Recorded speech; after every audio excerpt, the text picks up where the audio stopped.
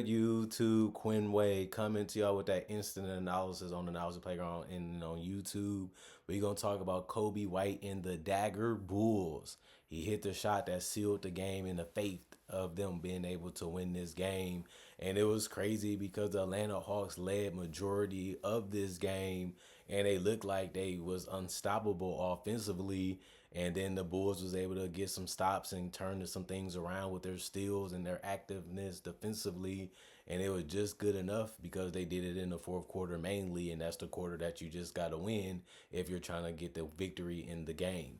So it's sad to see the Hawks do a lot of things right in this game and play the game the right way, majority of the game, and then ultimately not being able to finish off with the win. Because if you're going to do that much and you're going to accomplish that much, it would be better off if you win the game. But for them to be leading majority of the game and to lose by double figures, it just shows you how tough it is to win in the NBA ultimately. Because if we look at the fact that their records are almost similar, the Bulls are 4-6, and obviously the Hawks are 4-7. It's just going to be interesting to see how they end up at the end of the season. The Hawks started off the first quarter with a 37-24 first quarter.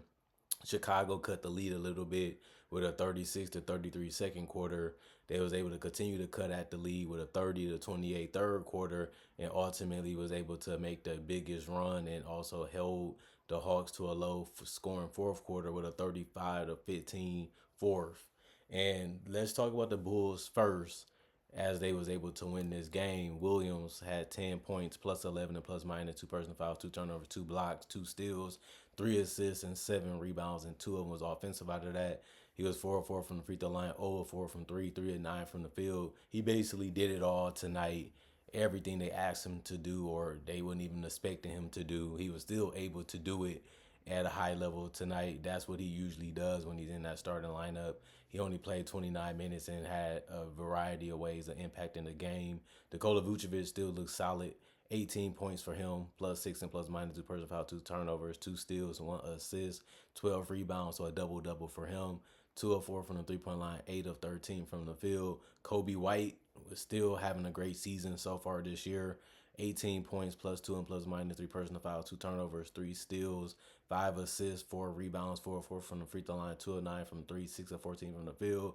And Zach LaVine also had 18, so all three of them had 18 points as starters, plus 5 and plus minus, one personal foul, three turnovers, one steal. He had 7 assists, 2 rebounds, and 3 of 4 from the free throw line. He was 1 of 5 from three, but 7-12 overall from the field. So a great efficient night from their big three. And Josh Giddey, they others fit that makes everything stick together and play well together and make sure everything functioning right.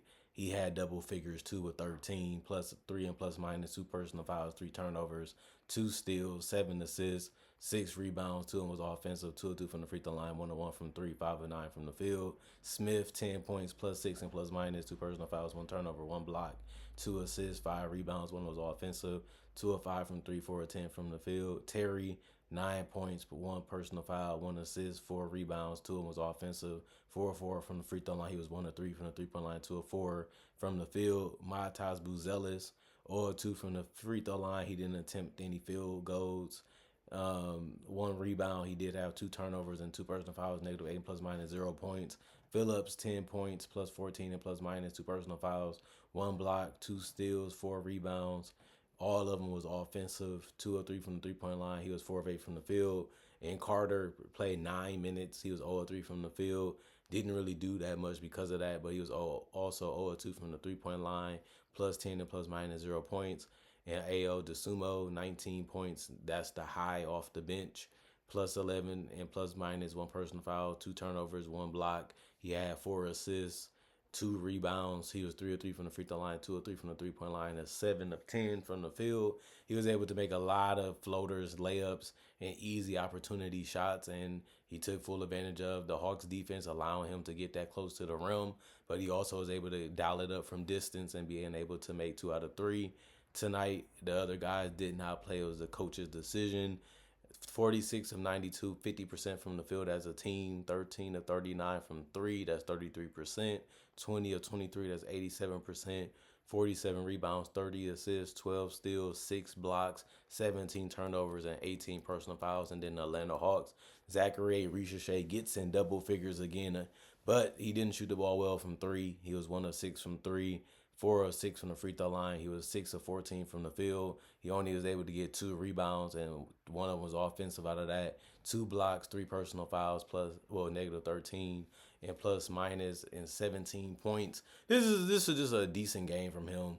He's just gonna fill in the blank and do what you need him to do on the court, and they just needed him to score a little bit more. I think that's why they're starting him, because he's just more of a better weapon than what they have coming off the bench, and he can actually space the floor a little bit too. For Trae Young and Clint Capella and Jalen Johnson, they had Jalen Johnson on the perimeter a little bit more this game, and then it was working for a little bit, but it just didn't ultimately get them to where they wanted to get to by the end of the game. Jalen Johnson also had 20 points, negative 11 and plus minus, 3 personal fouls, 3 turnovers, 1 block, 1 steal, 5 assists, 6 rebounds. One of them was offensive, 5 of 6 from the free throw line, 3 of 6 from the 3 point line, 6 of 11 from the field. Clint Capella, 20 points, negative 2 and plus minus, 2 personal foul, 1 turnover, 1 block, 1 assist, 9 rebounds. 5 of them was offensive, 4 of 4 from the free throw line, 8 of 14 from the field. Trae Young, 14 points, negative 6 and plus minus, 2 personal fouls, 6 turnovers, 16 assists, which is absolutely ridiculous. So a double double for him, and he kept scoring even in the fourth quarter, trying to give his team a chance to get the lead. The Bulls ended up getting the lead a little in the mid of the fourth, but they still was trying to be resilient as they can, but it just didn't work out for them this game. 3 rebounds, one of them was offensive, 2 of 6 from the 3 point line, 6 of 16 from the field. Dyson Daniels, 16 points, negative 11 plus minus, 1 personal foul, 1 turnover, 6 steals, 3 assists, 8 rebounds. One of them was offensive, 2 of 4 from the free throw line, 0 of 3 from the 3 point line, 7 of 15 from the field. Ness Jr., 6 points, negative 1 and plus minus, 4 personal fouls, 2 assists, 1 of 2 from the free throw line, 1 of 1 from three, 2 of 3 from the field. Okongwu, 8 points, negative 10 and plus minus, 1 personal foul, 1 assist, 7 rebounds. One of them was offensive, 3 of 4 from the free throw line, 1 of 1 from three, 2 of 5 from the field. Roddy, zeros across the board because he only played 2 minutes, and it was a 3 point attempt that he shot, didn't make it. He had 1 assist and 1 turnover, -5 and plus minus. Matthews, 8 points, +4 and plus minus, 1 personal foul, 1 steal, 1 rebound, 3 of 4 from the free throw line, 1 of 3 from the 3 point line, 2 of 5 from the field. And Wallace, 4 points, -5 and plus minus, 2 personal fouls, 1 turnover, 1 block, 2 assists, 1 rebound. 0 of 2 from the 3 point line, 2 of 5 from the field. The rest of the guys did not play either. They was ruled out because of injuries, or it was just the coach's decision. 41 of 89, 46% from the field, 9 of 29, 31% from three, 22 of 30, 75% from the free throw line, 39 rebounds, 31 assists, 8 steals, 5 blocks, 13 turnovers, and 19 personal fouls. And the Hawks had it going all game long, and then when it was time to get the victory, they ended up letting it slip right out of their hands. And the Bulls just kept coming and coming and coming. The Hawks would have the lead. They'd go up by 12. They'd go up by 11. They'd go up by 10. And it just seemed like the Bulls was going to keep getting close, but not close enough to win. And then when that fourth quarter came, the Bulls was able to pile on so many points and get so many opportunities to do so. And that was the biggest difference of the game. Just having a chance to be able to get back in it was something that they seen. We ain't getting too far out of it. We still where we got to be. We still playing together. We still making enough shots to possibly have a chance to get this win. And they ultimately ended up getting it. So it's just good to see teams not give up or lay down or quit and continue to fight, scratch and claw for anything that they can get. And that's basically how this game ended up going.